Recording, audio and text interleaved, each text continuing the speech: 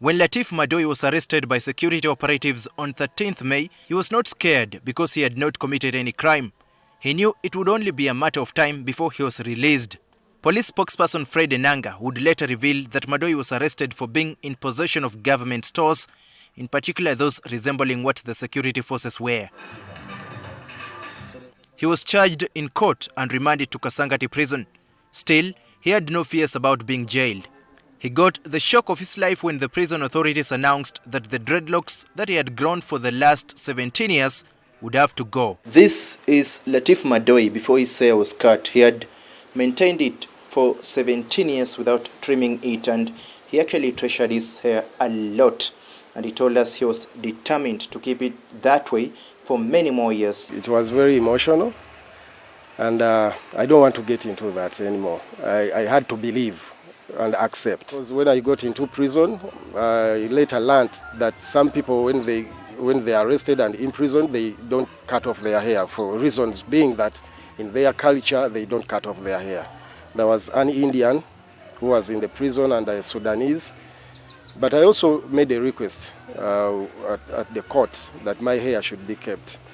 But of course, the askaris in the prison, some will not listen to that. NTV asked Uganda Prison Service spokesperson Frank Baine if indeed there's discrimination when it comes to cutting off prisoners' hair. I don't think it is because they are foreigners. The circumstances may differ. You see, somebody to say they have not cut my hair is a simplistic statement. If at the submission to court is that this person, evidence is required of him to look like this, then the prison will keep the person with the hair like that. But if the hair has nothing to do with your case, you have to comply to the rules and regulations of the prison. According to Baine, men are not allowed to retain long hair once they are in prison, but women are spared. Actually, most female prisons have saloons to make their hair. Women keep their hair, women keep their rings. But for a man, a ring can be a tool to break the prison. So a man is not allowed to keep the ring. A man is not allowed to keep the hair. The dreadlocks had become Madoi's identity as a Rastafarian. He's famous in Kawanda, in Wakiso district, where he lives, 15 kilometers away from the capital, Kampala. Most people here call him Rasta Latif. Wearing dreadlocks, to me, it's a crown. It's like having a crown. And taking them away, it's like decrowning you. Now that identity is no more. Madoi is slowly adapting to the new him, but is consoled by what most Rastafarians believe, that you don't need to have dreadlocks to be a Rastafarian. I'm still Rasta.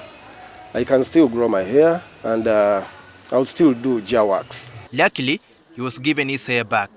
As we speak, he holds his destroyed dreadlocks in disbelief.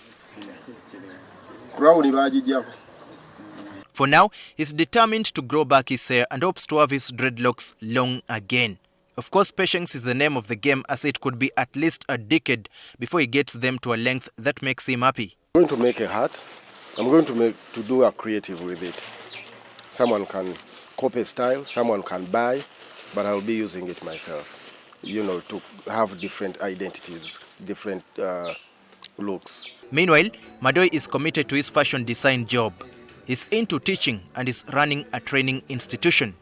He's renowned for designing clothes for several celebrities, including the late South African reggae icon Lucky Dube, when he held a concert in Uganda in 2003.